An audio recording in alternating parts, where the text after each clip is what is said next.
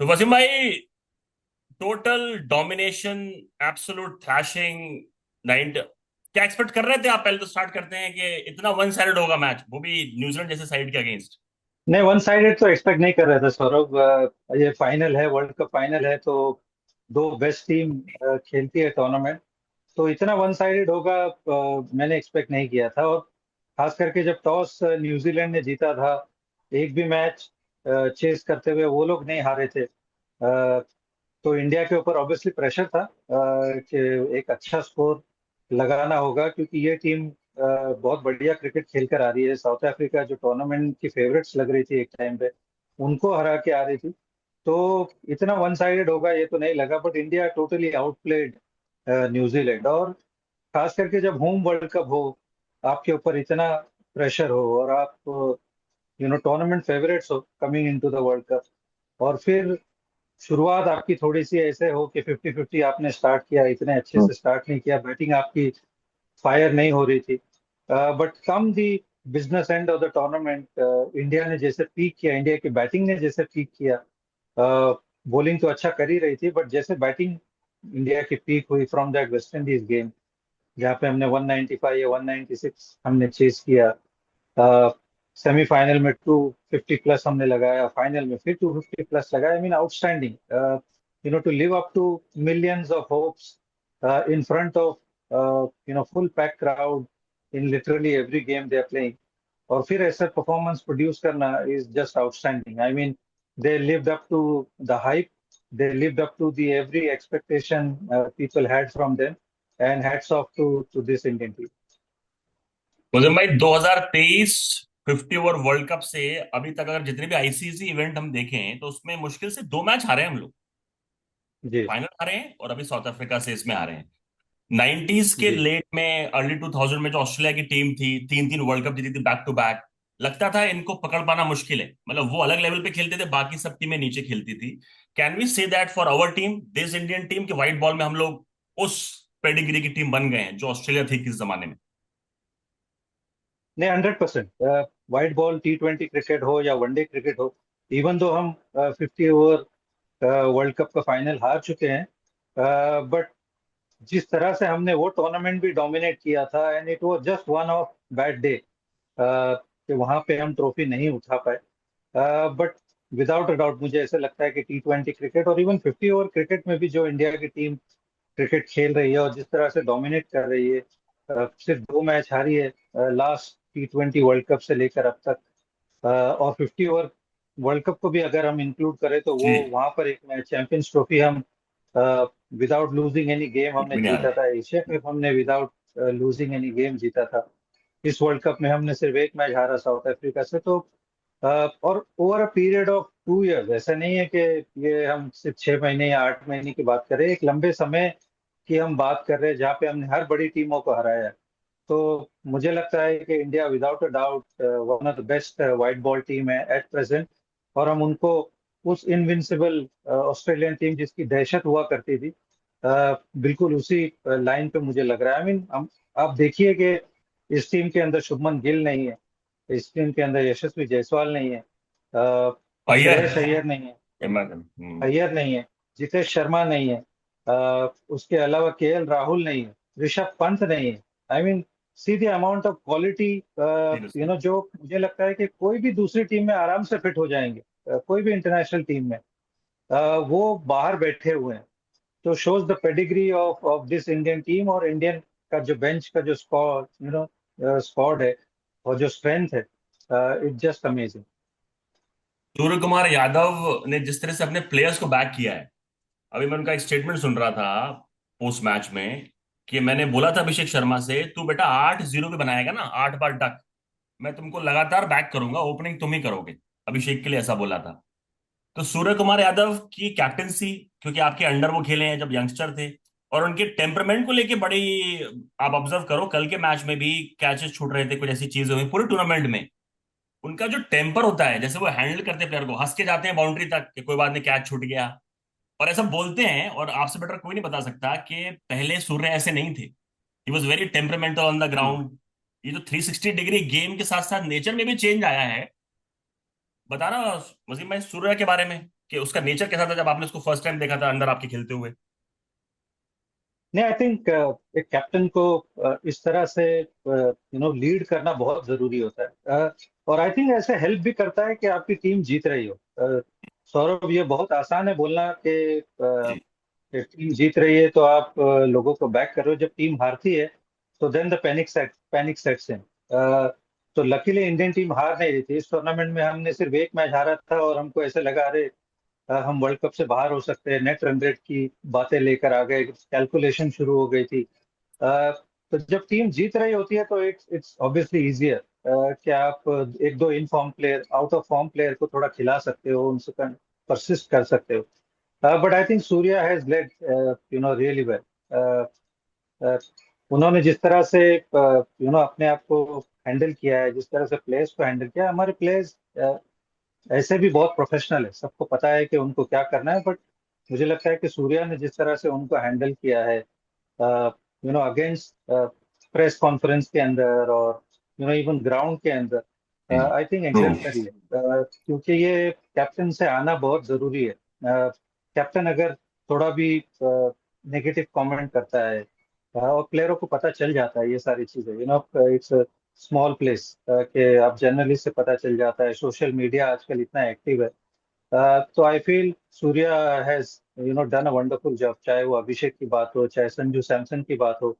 दो तीन ही हमने सिर्फ चेंजेस किए टीम के अंदर। वॉशी एक मैच खेला था, फिर कुलदीप एक मैच खेला था। हमारी टीम में बहुत ज्यादा चेंजेस नहीं हुई, which goes on to show कि ये अच्छी टीमों के साथ होता है। और जो टीम जीत रही होती है वो सबसे कम चेंजेस करती है। तो ऑब्वियसली हम जीत रहे थे, उसके बावजूद हमने एक आध चेंजेस किया। हमने वॉशी को खिलाया, थिंकिंग के सामने लेफ्ट हैंडर्स है। पहले मैच में बुमराह इंजर्ड थे तो सिराज खेले थे। बट अदरवाइज हमने बहुत कम चेंजेस किए। कुलदीप को एक मैच खिलाया, अदरवाइज हमारा पैटर्न बिल्कुल सेट था। तो टीम, जैसे मैंने कहा कि टीम जीत रही होती है ना तो बड़ा आसान होता है। बट टीम जब हारती है जी। तो देन, और खास करके इंडिया जैसे देश में जहाँ पर मीडिया का इतना जोर है, पब्लिक का इतना जोर है, बातें होने लगती है। तो as a captain, as a coach, ये नॉइस को बंद करके अपना काम करना बड़ा मुश्किल होता है। But credit needs to go to Gautam Gambhir also, to Surya Kumar Yadav also, and all the other staff also, कि उन्होंने जो प्लेयर्स को पिक किया उसको बैक अच्छे से किया। And the players also have delivered. I mean Sanju Samson ने क्या कमाल की पारियां खेली। आई मीन मुझे सीरियसली। याद नहीं है, शायद शेन वॉटसन मेरे ख्याल से 2009 के चैंपियंस ट्रॉफी में शायद उन्होंने बैक टू बैक 100 बनाए थे सेमीफाइनल हम्म। फाइनल में। हम्म। और तो मुझे कोई प्लेयर याद नहीं आ रहा है कि क्वार्टर फाइनल, सेमीफाइनल और फाइनल में इतना क्लच परफॉर्मेंस देना। somebody who was not part of the 11 at the start of the World Cup. I mean, just amazing how things change so quickly. Hats off to Sanju Samson, and hats off to Gautam and Surya also for dealing with the play so nicely. तो last 1983 world cup Wasim भाई याद आता है मुझे, जब semifinal और final में मोहिंद्र अमरनाथ को मैन ऑफ द मैच मिला था। और कल का अगर Hmm. परफॉर्मेंस देखिए, बुमराह को मैन ऑफ द मैच दे दिया, अदरवाइज आप उठा के देखो, quarter final Sanju, semifinal Sanju, और फाइनल का भी संजू ही आई थिंक मिलना चाहिए था, क्योंकि डेथ ओवर्स में आके मतलब बुमराह ने सबको नीचे वाले को आउट किया ना कल। आपको लग रहा था कि man of the Hmm. Match थोड़ा सा यहाँ पर ऊपर नीचे हो गया? नहीं, मुझे ऐसा लगा कि शायद सेमीफाइनल में आप बुमराह को दे सकते थे, क्योंकि वो जो एग्जैक्टली। सेमीफाइनल के जो 2 ओवर्स थे, अ, वो कहीं ना कहीं डिसाइड करने वाले थे कि मैच किस तरफ जाने वाला है। तो I would have probably given Jasprit Bumrah man of the match in the semifinal. But final में आई फील कि Sanju Samson deserves the man of the match, कि उसने जो प्लेटफॉर्म सेट किया उसने, और अभिषेक ने पावर प्ले में 92 रन ऐड किए, फिर ईशान ने भी बहुत बढ़िया पारी खेली। But I thought Sanju deserved it more than Jasprit Bumrah in the final at least.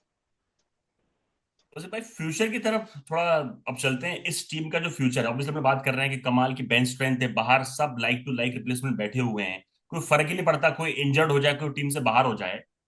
Do you see Surya Kumar Yadav as a batter? तो देखो इस टूर्नामेंट में कुछ नहीं कर पाया वो, एक मैच को छोड़ दें यूएसए वाले, यस परफॉर्म किया था वहां हम्म। पर। लेकिन डाउन द लाइन 2-3 साल, let's talk about the next T20 world cup अगर बात करें, do you see any changes whatsoever इस टीम को और स्ट्रेंथन करने के लिए? कौन आ सकता है फ्यूचर में? अभी भी बहुत बहुत जल्दी है, अभी अर्ली ऑब्वियसली जीते हैं अभी अभी, लेकिन do you see Surya being captain the next also, और you see young blood coming, और भी यंग लड़के जो है, यशस्वी बैठा है बाहर, you see Gill doing it, कि क्या गिल भी कर सकते हैं इस टीम में वापसी? क्या लगता है आपको फ्यूचर इस टीम में, क्या लगता है? आई मीन सौरभ, इस वर्ल्ड कप को देख के एक चीज तो मैंने सीखी है कि आप जिसको हाइप करते हो कि ये बहुत अच्छा खेलेगा, ये बड़ी अच्छी फॉर्म से आ रहा है, you have seen him not do so well in the world cup. और जो जो टूर्नामेंट के पहले, जैसा मैंने कहा, Sanju was not suppose to play, was not part of the 11, he became the man of the tournament. तो मुझे ऐसा लगता है कि ये आईपीएल होने वाला है, उसके बाद कई बायलैटरल ट्रॉफीज होगी, कई टूर्नामेंट होंगे, तो hmm. You will see multiple players will put their hand up. चाहे वो श्रेयस अय्यर की बात हो, चाहे शुभमन गिल की बात हो, यशस्वी जायसवाल हो, Vaibhav Suryavanshi could be that player, Ayush Mhatre, you exactly, never know. बताइए। इंडिया के पास इतना टैलेंट है। बॉलर्स में we would like to see somebody coming up as well, but sitting here and hmm. saying कि यही स्क्वाड रहेगा या यही कप्तान रहेगा, I exactly. Think it will be very unfair, because ये गेम के अंदर इतना उतार चढ़ाव होता रहता है। तो will wait and watch and will appreciate. I mean, कोई अच्छा खिलाड़ी आएगा तो व्हाई नॉट, कोई अपनी दावेदारी पेश करेगा विद कंसिस्टेंट परफॉर्मेंसेस, तो वो जगह बनाएगा। ये कंपटीशन ही इतना टफ है इंडियन टीम में आना।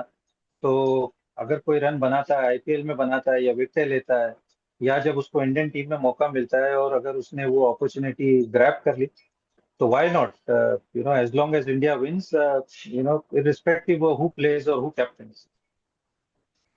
बैटिंग का माइट वसीम भाई दिखा दिया हमारी टीम ने, 250 रन, 250 रन ऐसे मार रहे हैं इतने क्रंच मैचेस में। बॉलिंग में बुमराह को छोड़ के आपने देखा कि अर्शदीप कैसे इवॉल्व हुआ इस टूर्नामेंट में, कितना इंप्रेसिव था। तो बॉलिंग लाइनअप को लेके आप कितने इंप्रेस हुए हैं, other than Bumrah? Bumrah is differently, Arshdeep हो गए, हार्दिक हो गए। बॉलिंग को लेके क्या आपका असेसमेंट है? वरुण की कल भी पिटाई हुई देखा जाए तो, कल भी वरुण थोड़े से हॉरिबली लग रहे थे, हाथ से बॉल सही नहीं निकल रही थी। जी, आई मीन हर्षदीप एक साइलेंट परफॉर्मर है मेरे हिसाब से। जब जसप्रीत बुमराह खेलते हैं तो फिर उनके आसपास कोई दिखता नहीं। तो Arshdeep, even though he is bowled well, कुछ इम्पोर्टेंट ओवर्स आके उन्होंने डाले, टफ ओवर्स वो भी डालते हैं बुमराह के साथ में। And I thought Hardik Pandya ने भी बड़े टफ ओवर्स डाले। वो जो 19th ओवर मेरे ख्याल से उन्होंने डाला था इंग्लैंड के सामने, जो 8 या 9 एग्जैक्टली। रन का ओवर डाला था, you got to give credit Hardik को, कि वहां पर अगर वो 9 रन की बजाय 15-16 रन दे देते, तो फिर दुबे अगर वो लास्ट ओवर डालता तो the game could have gone anywhere. जिस तरह से इंग्लैंड के बैटर्स खेल रहे थे, तो आई थॉट अर्शदीप और Hardik has bowled really well. Even Siraj, एक मैच में उनको अपॉर्चुनिटी मिली, he didn't do badly. Varun थोड़ा सा, बिल्कुल, जब विकेट उनको थोड़ा सा हेल्प नहीं करती है, तो he needs to find some other way. That is probably the lesson he might take from these last two games, क्योंकि इस तरह की पिचेस मिलेगी उनको। तो वहां पे थोड़ा सा उनको अपने टीम के अंदर थोड़ी और मिस्ट्री डालनी पड़ेगी, क्योंकि जब बॉल बिल्कुल ही फ्लैट है और बैट पे अच्छा आता है, तो then people somehow found a way to score run against him. And then we have seen कि उनकी लेंथ भी थोड़ी सी ऊपर आगे पीछे हो जाती है। तो he has to work on it. मेरे हिसाब से अक्षर has been fantastic. Again, uh, somebody who goes down the radar, uh, performs consistently, चाहे उनकी फील्डिंग हो, चाहे उनकी बॉलिंग हो, बैटिंग में इतनी उनको अपॉर्चुनिटी नहीं मिली, बट इवन यस्टरडे 3 विकेट जो उन्होंने आके ली, और बड़े इंपॉर्टेंट विकेट्स ली। तो अक्सर, तो पहली बार मैंने आपको कई बार बोल चुका हूँ कि मुझे समझ नहीं आता कि वो ड्रॉप क्यों होते हैं। And he's proved again, he's such a valuable asset to the team in all three departments. But Bumrah being Bumrah, this bowling attack will look lot different if there is no Bumrah. मुझे ऐसा लगता है कि then the opposition can sniff कि भैया हम ये run chase कर सकते हैं या हम मार सकते हैं, बट बुमराह का डिफरेंस इज ह्यूज। तो जब बुमराह नहीं खेलेंगे, देन मुझे लगता है कि इन बॉलर्स पे बहुत प्रेशर आने वाला है। तो hats off to him for delivering time and again in such crunch moments. Fact, Wasim भाई, जब मैं ग्राउंड में था तो इंडिया ने 250 रन बनाए, तो आसपास जितनी भी क्राउड है, अब उसमें जानने वाले, क्रिकेट समझने वाले हो या ना हो, लेकिन फैक्ट है, सबको ये मालूम है कि न्यूजीलैंड को अब चेस करना है, ये टारगेट 16 ओवर में, चार तो आराम से जी खेलोगे बेटा तुम, कुछ भी हो जाए आराम आराम से खेलना है। वैसे मैं before we wrap this up, सबसे पहले तो आप ये बताओ कि इस संजू के बारे में बड़ा अलग से बात करना चाहता हूँ, संजू सैमसन के बारे में, स्पेशली माइंडसेट क्या होता है। आपने इतना इंटरनेशनल क्रिकेट खेला, इतना फर्स्ट क्लास लंबे समय खेला, when you get drop from the team, आप जब ड्रॉप होते हो टीम से, और सामने आप देख रहे हो कि आपकी अपॉर्चुनिटी चली गई, आपका स्लॉट बदल दिया, संजू को एशिया कप में नीचे खिलाया, और मुझे याद है एक इंटरव्यू में बोल रहे थे, भाई मुझे तो कहीं भी खिला दो, मैं रेडी हूँ खेलने के लिए, I want to contribute. Shubman Gill opening कर रहे थे उनकी जगह। तो क्या माइंडसेट, कितना मेंटली आदमी कितना भी स्ट्रांग हो, उन्होंने बोला पोस्ट मैच में कि यार मैं तो ऑलमोस्ट उदास हो गया था, मतलब रोने लगा था, मैं समझ रहा था कि अब गया ये वर्ल्ड कप, ये चांस भी गया मेरा। तो क्या माइंडसेट है, होता होगा जब आप इस सिचुएशन में जाते हैं कि you are out of the team and you know you are talented, you are good enough. तो संजू के लिए आप क्या बोलना चाहोगे इस पूरे टूर्नामेंट में? ऑब्वियसली मैच ऑफ टूर्नामेंट है, लेकिन माइंडसेट क्या होता है क्रिकेटर्स का जब वो यहाँ फंसते हैं? माइंडसेट सबसे इम्पोर्टेंट है सौरभ, मेरे हिसाब से। जब आपको वो बैकिंग मिलती है और आपको पता है कि आप कंसिस्टेंटली खेलने वाले हो, आपको कैप्टन और कोच की बैकिंग मिलती है, तो then you play the fearless brand of cricket. और आपको पता है कि अगर एक दो फेलियर इधर उधर हो जाएगी तो मेरे साथ कुछ होगा नहीं। बट अनफॉर्चुनेटली संजू संजू के साथ वैसे नहीं हुआ। वो इंग्लैंड की सीरीज उनकी इतनी अच्छी नहीं गई, and then the team management decided to give Shubman Gill a go. Shubman ने उतने रन नहीं बनाए, एंड देन उसके बाद संजू का कॉन्फिडेंस चला गया, because as soon as you make Shubman Gill vice captain, आपको पता है कि आप ओपन नहीं करने वाले हो, तो ये हम्म। क्लियर कट एक सिग्नल था संजू के लिए। तो देन उनका फिर माइंड शिफ्ट होता है कि भैया मुझे 5 पे बैटिंग करनी होगी। एंड आई एम हैप्पी कि पहली बात तो उनको खिलाया गया एशिया कप के अंदर, क्योंकि मुझे ऐसा लगा था कि शायद उनको ड्रॉप करके शायद जितेश शर्मा खेलते, क्योंकि जितेश थे उस टीम में, और जितेश जनरली उस नंबर पे बैटिंग करते हैं, चाहे वो फ्रेंचाइज क्रिकेट हो या फिर कंफर्टेबल है इंटरनेशनल उसमें, राइट। क्रिकेट है। तो एटलीस्ट आई वाज हैप्पी कि उन्होंने संजू को ड्रॉप नहीं किया। They tried him at different number and Sanju didn't do badly, but वो अपने नंबर पे नहीं खेल रहे थे, and that's a huge factor. But just to get Shubman Gill into the side and make him a vice captain, I'm sure कहीं ना कहीं वो इनसिक्योरिटी आई होगी संजू के अंदर, और वो हमको उनके परफॉर्मेंस में भी दिखाई दिया, क्योंकि बाद में वो ड्रॉप भी हो गए। फिर उसके बाद में ईशान किशन ने जिस तरह से डोमेस्टिक में परफॉर्मेंस किया वो आए। फिर जितेश शर्मा ड्रॉप हो गए अगेन, एंड देन ईशान के साथ ओपनिंग स्टार्ट की अभिषेक शर्मा ने, दो लेफ्ट हैंडर आए। दिस दिस वर्ल्ड कप में the opposite team exploited that bye bowling off spinner, and they were quite successful. कि अभिषेक आउट हुआ, फिर ईशान के लिए भी दिक्कतें हुई। तो strategically we had to do something, and उससे पहले जो संजू खेल रहे थे, उनको जो ओपनिंग के मौके मिले थे, ही वाजंट डूइंग ग्रेट, 22-25 करके आउट हो रहे थे।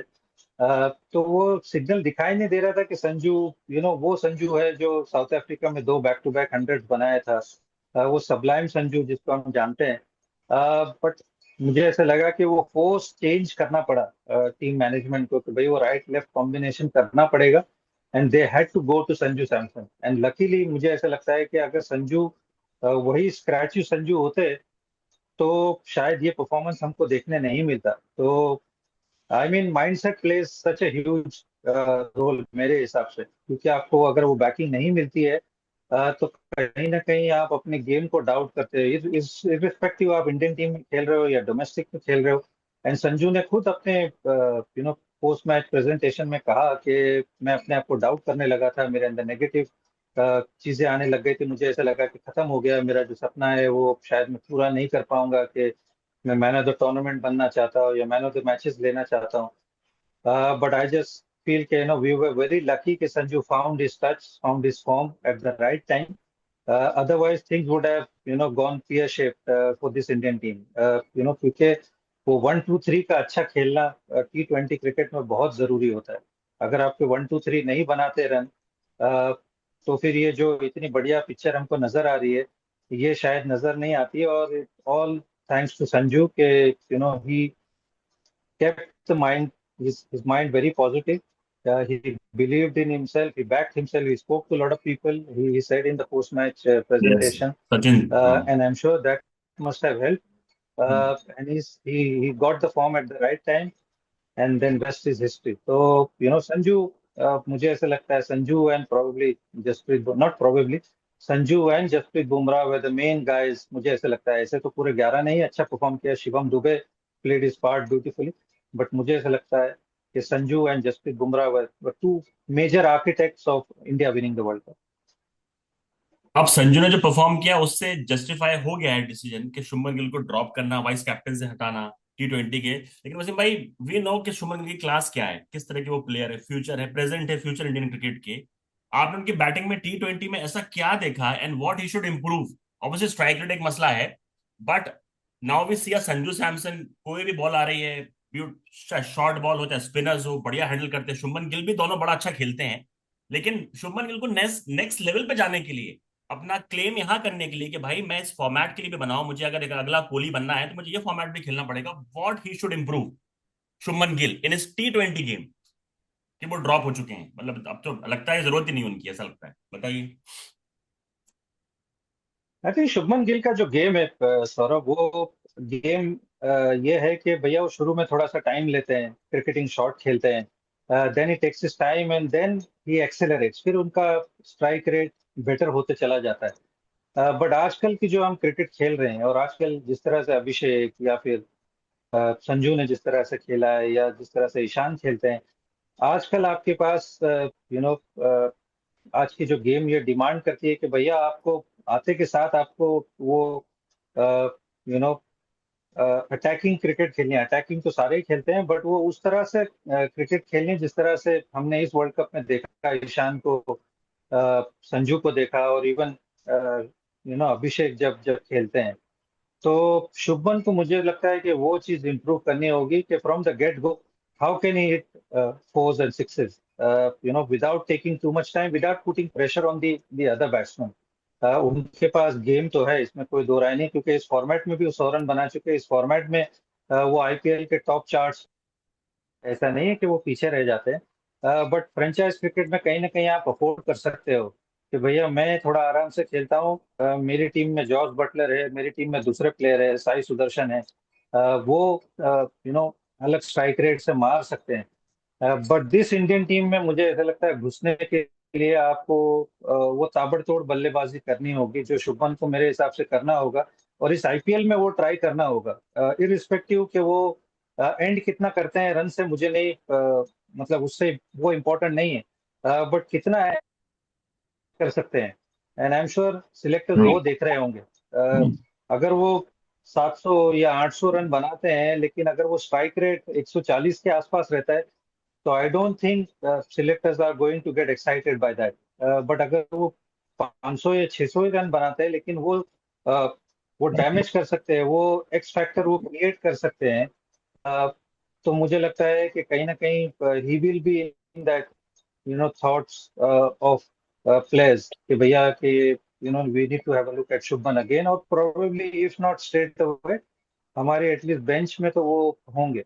जैसे यशस्वी, मैं बात करता हूँ कि यशस्वी जिस तरह से खेलते हैं आईपीएल के अंदर, he gets on from get go, ball one से आके yes. He puts pressure on the bowlers.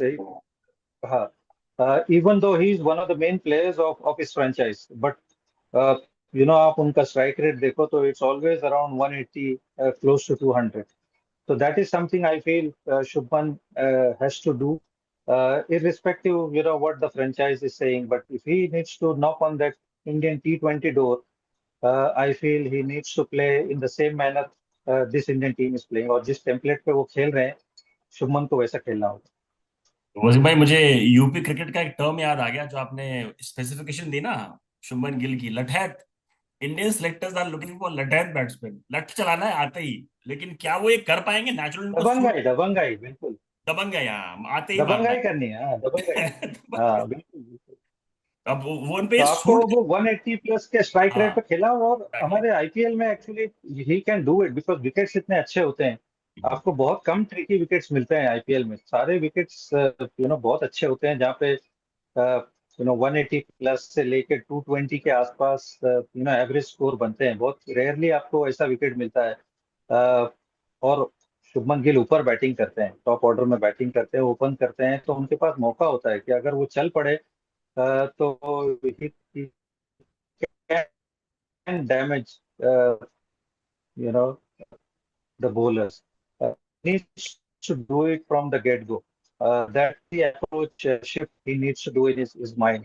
Uh, and then अगर वो पाते हैं तो देन अदरवाइज तो बाकी तो गेम को पता ही है कि भैया वो क्या करना है। अगर वो छक्के मार पाते हैं from the start you know ground के दूसरे एरियाज में, क्योंकि बॉलर इतने आसानी से तो आपको मारने नहीं देंगे इंटरनेशनल लेवल पे, तो आपको कहीं ना कहीं चाहे स्टेप आउट होके, I think he tried also, I could exactly. See जब वो बाहर हुए थे टाइम पे ही स्टार्टेड डूइंग इट कि भाई स्टेप आउट भी हो रहे हैं, but unfortunately it didn't click, but he understood कि he needs to do something, he can't just stay in his crease and expect the bowler will bowl bad balls. So he went after the bowling, but unfortunately it didn't click. But I'm sure with a lot of practice, lot of hard work, and then understanding the situation, I think he will crack the code. मतलब अब जो benchmark Wasim भाई set हो गए, specially Abhishek Sharma और ये संजू सैमसन ने set कर दिया है। ऐसा लगता है 140 150 अब कम लगता है स्ट्राइक रेट, कि भैया ये तो 170 180 वाले जब खेलोगे आप तो वो शुभमन के साथ ये समस्या आने वाली है वसीम भाई। ये खास करके अच्छी पिचों पे सौरभ, जब आप एग्जैक्टली थोड़ा ट्रिकी exactly. पिचों पे खेलते हैं, अब आप वानखेड़े जैसे पिच पर खेल रहे हो तो आप 140 का स्ट्राइक रेट तो यू विल हैप्पी टू बोल to a guy who's batting on 140 strike rate, क्योंकि he's not going to hurt you. But अगर tricky pitch आ जाए तो then 140 150 is a good strike rate, कि जहाँ पे 180 is a good score. But जब एकदम पाटा विकेट आ जाएगी और छोटा ग्राउंड है, तो भैया वो 140 का strike rate needs to turn into 180 to 100. Your top 3 moment of this tournament. फिर मैं अपने शेयर करूंगा, मैं अपना एक ही शेयर करूंगा, आप जानते हैं मैं क्या शेयर करने वाला हूँ, क्योंकि मैं अपनी जेसीबी मशीन लेके गया था, मोदी स्टेडियम गया था। अगर ये गड़बड़ करते, आवाज नहीं आ रही सर, आवाज ब्रेक हो रही है। अब दोबारा वॉइस है आपको? मैं अपनी मशीन हाँ। लेके, इरेजर लेके गया था अगर कुछ गड़बड़ करते, मुझे टंग जाना था छत पे। बेस्ट मोमेंट मेरा तो रह गया, मेरा तो बेस्ट हाँ मोमेंट वो बनने बिल्कुल। वाला। मैं ढूंढ रहा था, देखे नहीं मुझे, वो कहीं आए नहीं। लेकिन top 3 moment, your top 3 moment of this tournament. Number 3 से अगर मैं शुरू करूँ फ्रॉम नीचे से ऊपर, तो पहला ठीक है। होगा अफगानिस्तान वर्सेस साउथ अफ्रीका वाला जो मैच जो टाई हुआ था। What a match. और उसके बाद दो सुपर हुए हुए थे। मेरे हिसाब से तो वो मैच अफगानिस्तान को जीत जाना चाहिए था। कहीं ना कहीं वो फजल हक फारूकी का थोड़ा सा वो था कि भैया बहुत ही लेजीली उन्होंने वो सेकंड रन लिया। वरना वो अफगानिस्तान, वो 3 मैच में से 2 तो अफगानिस्तान जीत ही गई थी। Seriously.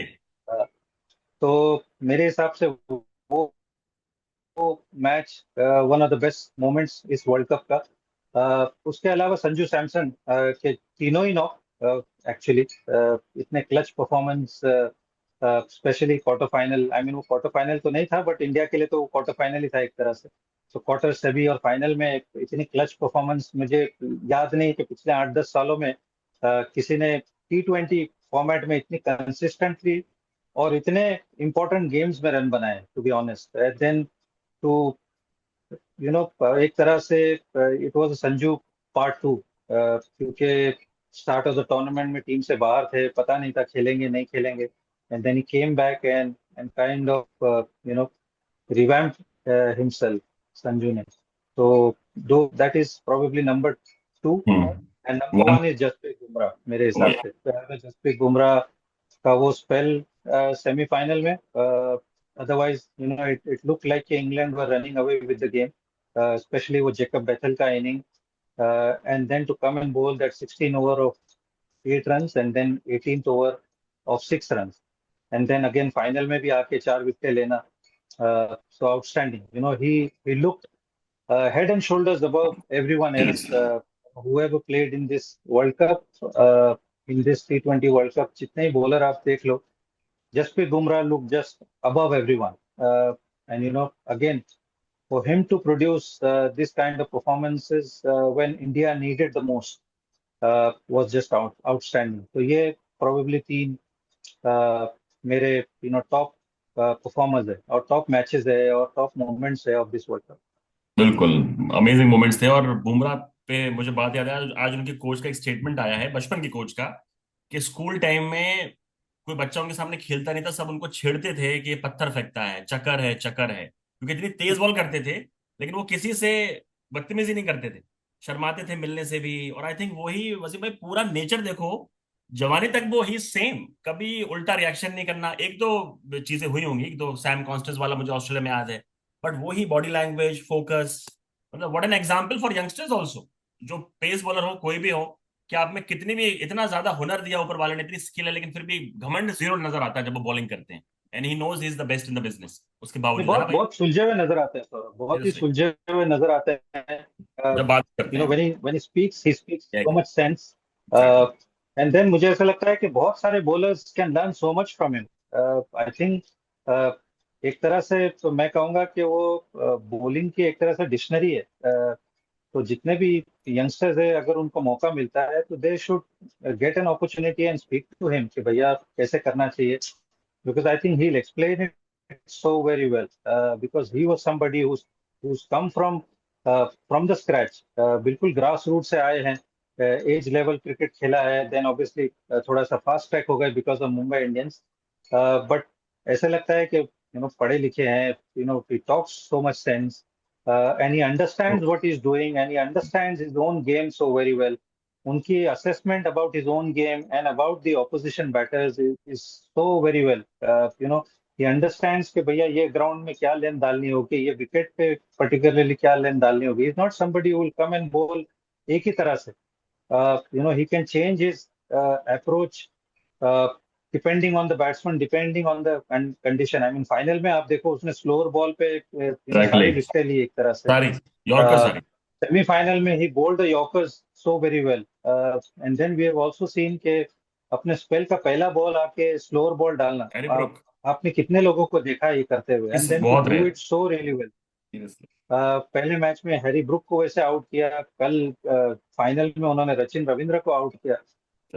So I just feel, we are again, India is so lucky to have him, because उनका फैक्टर इतना बड़ा है, और वो he plays in batsmen mind so much कि भैया हमको जसप्रीत बुमराह के 4 ओवर भी देखने हैं। And exactly like you said before कि भैया जो करना है वो 16-17 ओवर में करना है, वरना जसप्रीत बुमराह के 4 ओवर में हमको बहुत ज्यादा तो नहीं मिलने वाले। तो he put so much pressure on the batters and the opposition. So I just feel we are very, very lucky to have somebody as good as Jasprit Bumrah in India. वैसे भाई, आप एडमिरेशन देखिए, ये जितने भी गोरे हैं बाहर के, अब वो बोल रहे हैं, कल मैं सुन रहा था, इनफैक्ट नासिर हुसैन बोलते हैं कि ही इज लाइक, नासिर खड़े हैं, माइकल खड़े हैं, कि he is like Shane Warne type skill है इनके पास। मतलब कैसे सेटअप करना है बैट्समैन को, जो होता है ना बिल्कुल, कि बैट्समैन सेटअप कैसे करना है, भले वो स्पिनर थे, बट लेकिन उस लेवल का कंपैरिजन अब होने लगे हैं।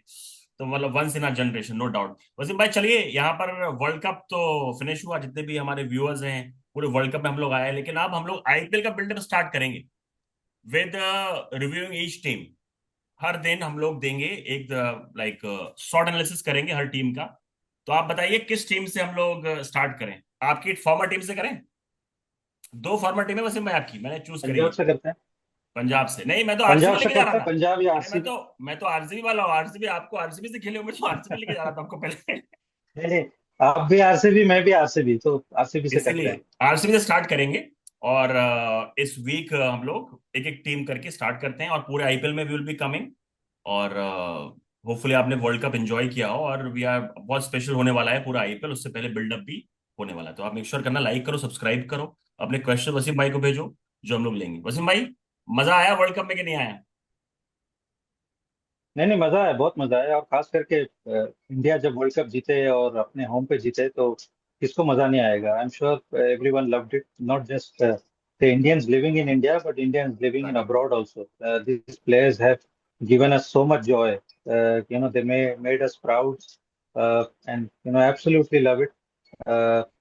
और थोड़ा सा मैं कहूंगा कि बहुत कम कमेंट्स देखने को मिलते हैं जब हमारे वीडियोस डलते हैं, तो थोड़ा सा कमेंट बिल्कुल। करिए। कमेंट पढ़ने में आपके मजा आता है। तो हम्म। हमको भी पता चलता है कि आप हमारे वीडियो पसंद कर रहे हो, नहीं कर रहे हो, या आपकी क्या सोच है। तो प्लीज थोड़ा सा कमेंट करिए और हमें बताइए, और जल्दी मिलते हैं अगले वीडियो में आईपीएल के लिए।